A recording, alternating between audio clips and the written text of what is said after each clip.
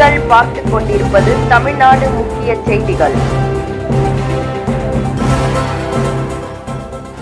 கற்பகம் காடு வீட்டுல இருக்கிறேன்.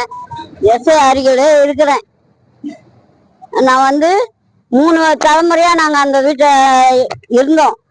இப்ப திடீர்னு எடுத்துட்டு எங்களை அம்போன்னு விட்டுட்டு 4 வருஷமா நான் அவஸ்தைப்பட்டுன்னு கிடக்குறேன். இப்ப வரி கட்டுன்னா நான் எந்த வழியில கட்ட முடியும்?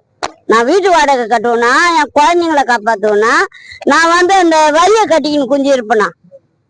இல்லாத வீட்டுக்கு வரி கட்டுன்னு சொல்ல கொடுத்துங்கிறாங்களே, எப்படி கட்ட முடியும்?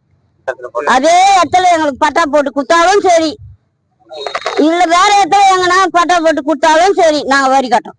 வருவாய்த்துறை ஆபீஸுக்கு வந்திருக்கிறோம், மனு கொடுக்கறதுக்கு வந்திருக்கிறேன். வீடு ஓணும், பட்டா ஓணும். எனக்கு வாழ்வாதாரமே போச்சு.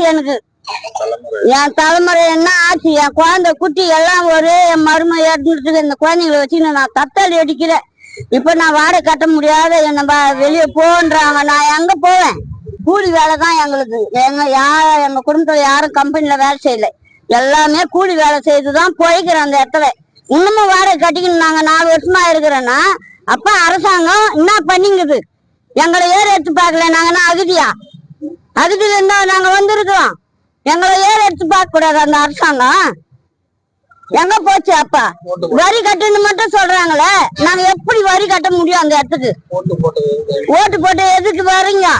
ஓட்டு கேட்க ஏன் வந்தீங்க? ஓட்டு போட்டோம்ல, உங்களை முதலமைச்சர் ஆக்கணும், உங்களுக்கு வார்டு நம்பர் ஆக்கணும், எல்லாம் செய்தோம். எங்களுக்கு இந்த தண்டனையா எங்களுக்கு இது? அப்ப மக்களை நீங்க நினைக்கவே இல்லை. எஸ்ஏ காலேஜ்னா அவ்வளோ பேர் போன இடமா இருக்குது. அது எங்களை பத்தி நினைக்கவே இல்லை. திடீர்னு நான் செத்துட்டுனா கூட அங்க அந்த வாட்ஸ்அப்ல போய் தான் சாகும் சார். எனக்கு அங்கதான் என் சாவே போனோம். அந்த மாதிரி இருக்குது. ஆந்தகம் ரொம்ப கஷ்டப்படுறேன் நான்.